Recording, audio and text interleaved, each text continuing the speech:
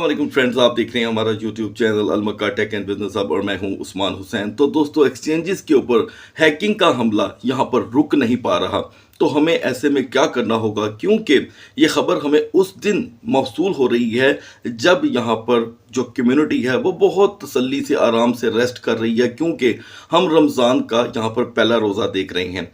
तो दोस्तों, इस खबर का तजिया जो हैकिंग का सिलसिला है बड़ी बड़ी एक्सचेंजेस पे रुक नहीं पा रहा, आगे चल करके डिस्कस करेंगे, क्योंकि ये बिल्कुल फ्रेश न्यूज़ है और ये पिछले 15 दिनों में दूसरा वाक़या है दोस्तों। और इसके लिए हमें क्या चाराजोई करनी होगी, क्या यहाँ पर पूरी तरह हमें इंतज़ाम करना होगा, उस पर बात करेंगे। और इसी के साथ दोस्तों, मैं आपको आगाही देता चलूँ कि आज है संडे का अहम दिन और शाम 7 बजे के बाद मार्केट जो है वो अपना कंप्लीट फेस ओपन करेगी। और इसके साथ साथ मैं आपको मज़ीद अपडेट फराहम करूंगा आगे चल करके। ऐसे में आपने क्या करना है दोस्तों, वीडियो को करना है लाइक, चैनल को करना है सब्सक्राइब। अगर आप चाहते हैं कि आने वाले दिनों में आपसे हमारी किसी भी कैम वीडियो का नोटिफिकेशन मिस ना हो तो बेल आइकन के बटन के साथ साथ ऑल के बटन को भी क्लिक कर दीजिएगा। और दोस्तों, अगर आप मज़ीद अपडेट हासिल करना चाहते हैं तो आप हमारा प्रीमियम डिस्कॉर्ड ग्रुप ज्वाइन कर सकते हैं। ईमेल एड्रेस आपको सिर्फ और सिर्फ हमारी वीडियो की डिस्क्रिप्शन में मिल जाएगा। इसके अलावा ना तो हमारा कोई टेलीग्राम का ग्रुप है, ना हमारा कोई व्हाट्सएप का ग्रुप है। तो दोस्तों, यहाँ पर मैं देख रहा हूँ फिलहाल कि जो मार्केट की कैपिटलाइजेशन है वो 5 बिलियन रिकवर हुई है। ठीक है जी, कोई छोटी बात नहीं है। 5 से एक टाइम पे इसने 95 बिलियन को भी रिकवर किया, एक टाइम पे 85 को भी किया, फिर लूज भी कर रही है। तो ये सिलसिला तेजी से चल रहा है और सैटरडे की क्लोजिंग कोई बुरी नहीं रही। आज के दिन का आगाज दोस्तों ये रहा कि बीटीसी ने 86,500 को दोबारा टच किया और फिर से इस वक्त 86,500 ब्रेक हो रहा है। तो दोस्तों, मार्केट का तजिया हम ज़रूर करेंगे, लेकिन पहले बढ़ते हैं आज की अहम खबर की तरफ। तो गाइज, आप जानते हैं कि पिछले दिनों बेबिट पे जो हैकिंग का अटैक हुआ उस अमाउंट का अगर हम अंदाज़ा लगाएं तो वो आउटस्टैंडिंग थी। और उसके सीईओ ने फ़ौरन आकर के अपने ट्विटर अकाउंट पर, यानी कि जो इस वक्त एक्स प्लेटफॉर्म हो चुका है, अपडेट दी कि जी सारा कुछ नॉर्मल हो गया है, विड्रॉल जो है वो नॉर्मली काम करना शुरू हो गए हैं। ओके, ये बात तो दोस्तों क्लियर हो गई। अब से ठीक 2 घंटे पहले खबर मिलती है कि Babbitt hacker resume laundering activities moving another 62,200 Ethereum. पहले तो मैं आपको दोस्तों ये बता दूं कि ये एक वजह बनेगी इथीरियम के मजीद क्रैश की। ये मेरा ज़ाती अंदाज़ा है, आप इससे पूरी तरह डिसएग्री हो सकते हैं। देखिए गाइस, हमला जो है वो मुसलसल इथीरियम के ऊपर है और आप देख सकते हैं कि 1 मार्च को जब ये चीज़ें दोबारा हुई हैं तो कल हमने सारा दिन फिर इथीरियम को वापस अपने प्राइस पे आते देखा। हमने उसे 2280 जैसी रेजिस्टेंस से वापसी 2190 का लेवल यहाँ पे छूते देखा है और अभी हम उसका बेसिक क्रैश अभी देख नहीं पा रहे। उसकी वजह यह भी हो सकती है कि हम सैटरडे संडे से गुजरे हैं। तो दोस्तों, इसका मतलब ये है कि ये जो 10 या 12 दिनों में दोबारा हमला हुआ है, तो ये बात हमें एक चीज़ बताती है। अगर आप में से कोई भी सॉफ्टवेयर से रिलेटेड अपडेट रखता है तो उसे ये तो पता होगा कि उनके पास अब एक्सेस आ चुकी है मुकम्मल तौर पे। जो ये दोबारा उनके पास इस चीज़ की जो उन्होंने एथीरियम को हासिल कर लिया है उनकी एक्सचेंज से। और यहाँ पर मैं देख रहा हूँ दोस्तों कि US authority to block transaction tied to the exploders, यानी कि यूएस में जो बेसिक उनको तहफ़्फ़ुज़ फराहम करने वाले इदारे हैं बेबिट को, उन्होंने फ़िलहाल इनकी ट्रांजैक्शन रोकने की कोशिश की है। चलें, अब इसका कुछ पॉजिटिव हिस्सा निकालते हैं। कुछ व्यूअर का कहना है कि वो कहीं नहीं जाएंगे, सारा कुछ रिवर्सल हो जाएगा। ओके, लेकिन मुझे ये बताएं कि वक्ती तौर के लिए जिनके फंड यहाँ पर डिस्टर्ब हो रहे हैं उनकी ट्रेड तो रुक गई। बात सिर्फ ये है, मैं तो इससे डिसएग्री नहीं हूँ कि वो इनसे पैसे वापस निकलवा कर नहीं देंगे। It's not a big deal. Okay, problem यह है दोस्तों कि अप्रोक्सीमेटली ये जो इथीरियम है टोटल इनकी तादाद 3,43,000 तक पहुंच गई है। ठीक है, तो ये अब कब रिवर्स होंगे, जिनका कोटा है उनमें आने में अच्छा टाइम लग जाएगा। खैर, यूएस का जो फेडरल ब्यूरो है इन्वेस्टिगेशन का, वो इसके ऊपर काम कर रहा है दोस्तों। आने वाले दिन बड़े ही अहम होंगे और बेबिट को लेकर यूं समझ लें कि अब इसका फ़िलहाल एक जो मुझे हाल होता दिखाई दे रहा है वो तकरीबन वज़ीर एक्स जैसा है। खैर, हो सकता है कि मैं इसको गलत कंपेयर कर रहा हूँ, क्योंकि यहाँ पर बेबिट जो है वो पूरी तरह रिफंड करने की ताकत रखती है, इसमें तो कोई शक नहीं है। क्योंकि दूसरी तरफ अगर हम वज़ीर एक्स को देखें तो उसने अभी तक कुछ वापस नहीं किया। किया है तो सिर्फ बातें बातें और बातें। तो एक और पॉइंट है कि सिर्फ इथीरियम के टोकन ही क्यों यहाँ पर झुके हैं, हैक हो रहे हैं। इसका मतलब यह है कि इथीरियम की ब्लॉकचेन में कोई ऐसा लूप होल था जो ये हो रहा है, क्योंकि अभी तक हमने ऐसा नहीं सुना कि पीटीसी हुए हों या कोई और टोकन हुआ हो। अब इसका एक और नुकसान हो सकता है दोस्तों, ये ज़रा सुनने वाला है। नुकसान ये हो सकता है कि इथीरियम की ब्लॉकचेन के टोकन भी डिस्टर्ब हो जाएंगे। ये आपने सारी चीज़ें अपनी रिसर्च के ऊपर करनी है। तो दोस्तों अब देखना यह है कि अब इनके सीईओ अगली स्टेटमेंट क्या देते हैं। इनकी अभी कोई ऐसी खबर तो नहीं है मार्केट में कि बेबिट का कोई विड्रॉल रुक गया हो, ऐसा कुछ भी नहीं है। विड्रॉल चल रहा है, सब कुछ ओके है, लेकिन इथीरियम के ऊपर दोबारा हमला यह मार्केट को करता है कमज़ोर। तो दोस्तों कल का हमारा जो सवाल था कि आपने किस टोकन से अर्न किया, ऑडियंस ने यहाँ पर फिर से सोलाना का नाम लिया है, उसके बाद डिफरेंट मीम कॉइन्स। तो दोस्तों मीम कॉइन्स को यूज़ करने से पहले थोड़ी सी एहतियात बरतें, मैं ये कहूँगा। और एक majority Solana, XRP, Uniswap, core और BGP का नाम ले रही थी कि जी हमने BGP से बहुत यहाँ पर अर्न किया है। सो गाइस कांग्रेट कि अगर आप इस मार्केट में भी अर्न कर रहे हैं। अब हमारा अगला सवाल मैं यहीं पे ऐड कर देता हूँ, फिर हम आगे चल करके आसानी से मार्केट के तजज़िये को आपसे डिस्कस करेंगे। तो दोस्तों मुझे ये बताएं कि ये जो दोबारा बेबिट के ऊपर एथीरियम को हैक किया गया है या स्टॉल किया गया है, इसके बारे में आपने अपनी कीमती राय देनी है, जो सबके लिए एक एजुकेशन होगी, तजर्बा होगा और मेरे लिए भी, कि क्या ये मार्केट को दोबारा डिस्टर्ब करेगी, क्या मार्केट को क्रैश करने का बाइस बन सकती है, या और कुछ नहीं तो इथीरियम या इथीरियम की ब्लॉकचेन को डिस्टर्ब कर सकती है। मेरी राय क्या है इसका जवाब मैं आपको अगली वीडियो में दूंगा, आपका जवाब आने के बाद। लेकिन मेरा जवाब जो है वो यकीनन इंशाल्लाह आपसे मैच खाता हुआ तो मैं ज़रूर डिस्कस करूंगा। बढ़ते हैं मार्केट की तरफ। Now we are in the market दोस्तों, और इससे पहले कि हम आगे बढ़े, कमेंट सेक्शन में जो पिछली दफ़ा सवाल पूछे गए थे बेबिट की हैकिंग पे, जो मैंने सबसे पहले वीडियो बनाई थी कि क्या इसका दूसरी किसी एक्सचेंज पे फ़र्क आएगा। देखें दोस्तों, उस वक्त भी मैंने आपको एक ही जवाब दिया था, आज फिर वही दूंगा कि जो जितनी बड़ी एक्सचेंज होती है उसके उतने ही ज़्यादा दुश्मन होते हैं। जिस तरह देखें आपने आम जिंदगी में सुना होगा, जितना बड़ा आदमी उतने ज़्यादा दुश्मन। तो अब सबसे बड़ी एक्सचेंज तो इस वक्त बेबिट या बाइनास है। आप इनका जाके ट्रेडिंग वॉल्यूम देख सकते हैं, उधर से ही आपको पता चलेगा। तो मैंने हमेशा आपसे एक रिक्वेस्ट की है कि अपने फंड को आप 4 एक्सचेंजेस पे डिवाइड रखें, ताकि अल्लाह ना करे कोई प्रॉब्लम हो, फंड स्टक कर जाएं तो आपकी कम से कम ट्रेड डिस्टर्ब ना हो।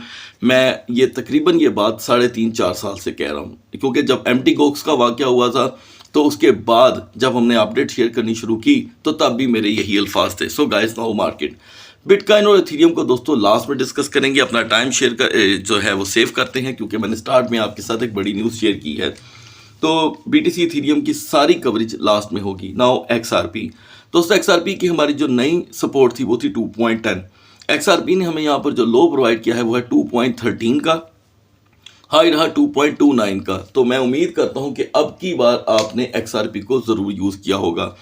हाई रहा आज का XRP का दोस्तों 2.29 का, तो ये तकरीबन 16 सेंट की ट्रेड थी नेक्स्ट 12 आवर के लिए।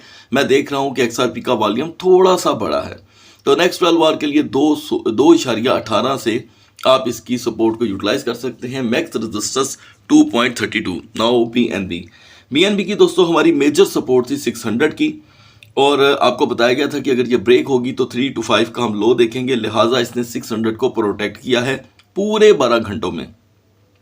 हाई रहा यहाँ पर दोस्तों BNB का 611 का, तकरीबन $6 की ये ट्रेड थी नेक्स्ट 12 आवर के लिए। स्टिल BNB की सपोर्ट 593 है, 593, and max resistance 615। Now Solana की हमारी सपोर्ट थी guys, major support 140 and resistance 144। यहाँ पर सोलाना ने हमें 141 का लो दिया, हाई रखा 146 का वंस अगेन, और अब इस वक्त सोलाना डिप कर रहा है। एनीवे मैं स्टिल 140 को इसकी मेजर सपोर्ट मानता हूँ। जब भी ब्रेक होगी $3 से $5 का लो देगी, मैक्स रिकवरी 144। अब आते हैं दोस्तों डोज कॉइन पे।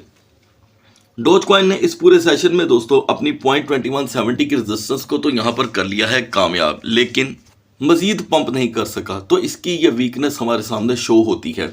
हम ज़्यादा देर या सेकेंड ट्रेडिंग सेशन तक 0.2080 तक भी रह गए तो डोज फॉल कर जाएगा, यानी कि 0.2040 एक नॉर्मल सा लो होगा। चेन लिंक में हमें $15 की सेफ जोन चाहिए थी दोस्तों, हमें नहीं मिली, और आपको बताया गया था कि हम आसानी से 35 से 40 सेंट का लो देखेंगे। लिंक ने हमें दोस्तों यहाँ पर 14.65 का लो प्रोवाइड कर दिया है। कंफर्म? तो आपने कमेंट सेक्शन में ज़रूर लिखना है। नेक्स्ट 12 आवर के लिए स्टिल चेन लिंक की सेफ जोन 15.10 ही है। 15.10 पे 15.10 पे हमें रेजिस्टेंस नहीं मिलती, ये दोबारा आपको 14.50-60 के लो पर लेके आएगा। अब आते हैं दोस्तों एलटीसी पे। इस सेशन में एलटीसी 126 से आगे नहीं जा सका, माजरा चाहता हूँ दोस्तों। तो अभी भी मैं समझता हूँ कि इसकी मैक्स रेजिस्टेंस 126 से 128 ही है, और इसके बाद का जो रिवर्सल है वो 118 तक देखने को मिल सकता है। पोल्का डॉट ने आज दोस्तों सुबह 4.73 का हाई दे दिया था। तो जितने भी दोस्तों ने कल की बाइंग की थी 4.52 की, उन्हें 20 सेंट की यहाँ पर क्लोजिंग मिली है। एंड मुमकिन है दोस्तों कि हम फिर से 4.40 का इसके प्राइस में डिप देखें, थोड़ी सी रिकवरी स्लो रह सकती है। नाउ बीजीपी को दोस्तों हमने कल डिस्कस किया था 4.05 पे, ठीक है, मे बी 4.03 भी हो सकता है। और आपको बताया गया था कि इसकी रेजिस्टेंस कंप्लीट नहीं होती तो हम 13 सेंट का लो देखेंगे। अलबत्ता ये सिमिलर लेवल के ऊपर स्टक है, कोई मूवमेंट नहीं आ रही। नाउ यूनिस्वैप की दोस्तों कल हमने टोटल पोजीशन इग्नोर कर दी थी मिडनाइट में, आप जाकर के मिडनाइट वीडियो देख सकते हैं। अभी की जो इसकी टोटल मूवमेंट है वो 7.40 की ही है। ये दोस्तों यहाँ पर 7.50 की रेजिस्टेंस नहीं बनाता नेक्स्ट 45 मिनट में, तो 25 सेंट का आप यूनिस्वैप में लो देखेंगे। जिन व्यूवर ने यहाँ पर पेपे टोकन से अर्न किया है पिछली मार्केट में, उनका ये कहना था यानी कि पिछले सेशन में कि अब दोबारा पेपे में क्या एंट्री बनती है। तो दोस्तों जिस तरह पेपे के प्राइस गिर रहे हैं, मुझे ऐसे लगता है कि पेपे आपको आसानी से 5068 का लो दे देगा। उम्मीद यही है, आप इसका वेट करें तो ज़्यादा बेहतर है। यहाँ पर गाइस अगर आपके पास टाओ कॉइन मौजूद था तो आज टाओ का जो हाई रहा है वो है 349। मैं उम्मीद करता हूँ कि टाओ से आपको फिर से एक अच्छी ट्रेड मिली है। और करंट मार्केट के अंदर टाओ मुसलसल अपनी जो सपोर्ट बना रहा है वो है दोस्तों 305 से 315, यानी कि 305 से 315। मजीद यहाँ पे दोस्तों टिया ने अपना खोया हुआ जो लेवल है वो थोड़ा सा रिकवर किया है, लेकिन हम इसके ऊपर ज़्यादा देर तक बिलीव नहीं कर सकते। रही बात इथीरियम की ब्लॉकचेन के टोकन्स की, थोड़ी सी एहतियात बरतिएगा दोस्तों, क्योंकि इथीरियम का और बेबिट का जो इस वक्त कनेक्शन बना हुआ है वो मार्केट के लिए ख़तरा बन रहा है। अब आते हैं दोस्तों एलडीओ पे। एलडीओ की सेफ जोन मैं मस्ट आपसे शेयर करूँगा, क्योंकि इथीरियम मजीद डिस्टर्ब होता है तो एलडीओ आपको आसानी से 1.15 का लो दे देगा, 8 सेंट का। और ये याद रखिएगा कि इथीरियम में रिकॉर्ड सरमाए की कमी हुई है, सॉरी एलडीओ में। ये 1.1 बिलियन पे आया है, जो मैंने आज तक इसका ये लेवल नहीं देखा। तो इसका मतलब ये है कि जिधर 1 बिलियन टूटा तो कहानी जो है वो दोस्तों मिलियन में जाने वाली है, और इसके प्राइस मजीद आने वाले दिनों में हो जाएंगे डिस्टर्ब। इसी के साथ दोस्तों हम यहाँ पर अगर शॉर्ट ट्रेड को अप्लाई करना चाहते हैं फ्यूचर में, तो उसका टारगेट हम यूज़ करेंगे बायडफाई एक्सचेंज पे। और पूरी वीडियो की एक्यूरेसी आप बिटगेट पे जाकर के चेक कर सकते हैं। फ्लो की दोस्तों यहाँ पर एंट्री देता है हमको 408070 की, और मैं समझता हूँ कि आप आसानी से 408010 का टीपी रख के मार्केट से निकल सकते हैं। अब आ जाती है बात, क्योंकि ये शॉर्ट की ट्रेड है, कि क्या हम इसमें जो हमारा स्टॉप लॉस है वो क्या होना चाहिए। तो मैं समझता हूँ 508230 एक अच्छा स्टॉप लॉस होगा, और आपने खुद भी ड्यू डिलिजेंस कर लेनी है। बढ़ते हैं बीटीसी और इथेरियम के कैंडल चार्ट की तरफ। So guys now we are on the chart of BTC, और हमारी जो सेफ जोन थी मार्केट उसमें सिर्फ एक बार गई, 86,500 को इसने मस्ट टच किया है, रेजिस्टेंस नहीं मिली दोस्तों, ठीक है। तो इसका मतलब ये है कि बीटीसी स्टिल वीकर जोन में वापस आ रहा है। मैं समझता हूं कि नेक्स्ट 12 आवर के लिए अभी भी हमें 86,500 की रेजिस्टेंस चाहिए, तो ही बीटीसी कुछ नया पंप भी दे सकता है और बगिया टोकन को सेव भी कर सकता है। लेकिन आज की जो फुल डे कैंडल है वो यहाँ पर बेरिश है। बिहाइंड द स्क्रीन जो मोमेंटम है बीटीसी का वो भी किसी हद तक बेरिशी है। तो दोस्तों हमारा एग्जैक्टली सेम इस लेवल पे खड़े रह जाना हमें 1500 का लो देता है, ये कंफर्म है। अगर हम इससे सेफ जोन में नहीं आते तो सेफ जोन मैंने आपको बता दी है, मैक्स जो डाउनफॉल है वो शुरू होगा 85,000 की सपोर्ट ब्रेक होने पे। तो आज की जो सेकंड ट्रेडिंग सेशन की मार्केट है वो 7 बजे के बाद ही ओपन होगी पाकिस्तान के टाइम के मुताबिक, नोट कर लीजिएगा। हेल्पफुल टोकन हमारे लिए सिर्फ यहाँ पर दोस्तों BNB है और सोलाना। बढ़ते हैं इथीरियम के कैंडल चार्ट की तरफ। तो दोस्तों आप देख रहे हैं कि इथीरियम में कोई मूवमेंट नहीं है। मिडनाइट में हम 2215 पे थे, सुबह हमने ज़्यादा से ज़्यादा हाई देखा 2235 का और लो देखा 2191 का। अंदाज़ा करें $30 से $32 की रोटेशन इथीरियम को सूट नहीं करती। तो ये एक डायरेक्ट मैसेज है कि इथीरियम बड़ा सख्त यहाँ पर वीक हो रहा है दोस्तों। ठीक है। तो इसकी वीकनेस कहाँ पे शो होती है? 2200 पे, 2230 पे। इसका यहाँ पर ओवरस्टे इथेरियम को मुसलसल वीक कर रहा है। तो आपने खुद भी दोस्तों एक काम करना है, सिर्फ इसके वॉल्यूम पे नज़र रखिएगा बस। मैं पहले भी बता चुका हूँ कि आप इसकी बाइंग सेलिंग के अगर पॉइंट्स के ऊपर नज़र रखेंगे तो आपको आइडियाज़ उसी वक्त मिल जाएंगे। ऐसा नहीं है कि आपको पता ना चले। ये देखें गाइस, तकरीबन 8 दिन हो गए हैं, मुसलसल 8 दिन से इथेरियम ने हर दिन अपने प्राइस को लूज़ किया है। तो पिछले 12 घंटों में भी यही सूरत हाल है। तो यहाँ पर प्रेशर दोस्तों बढ़ रहा है। 50 से 60 का लो तो एक नॉर्मल सा लो होगा अगर 2200 ब्रेक होता है। रिकवरी के लिए हमें चाहिए यहाँ पे 2250 से 2280। तो दोस्तों करंट सिचुएशन में एक चीज़ आपने नहीं भूलनी कि इथेरियम की वीकर जोन और सेफ जोन के ऊपर आपने वर्क करना है।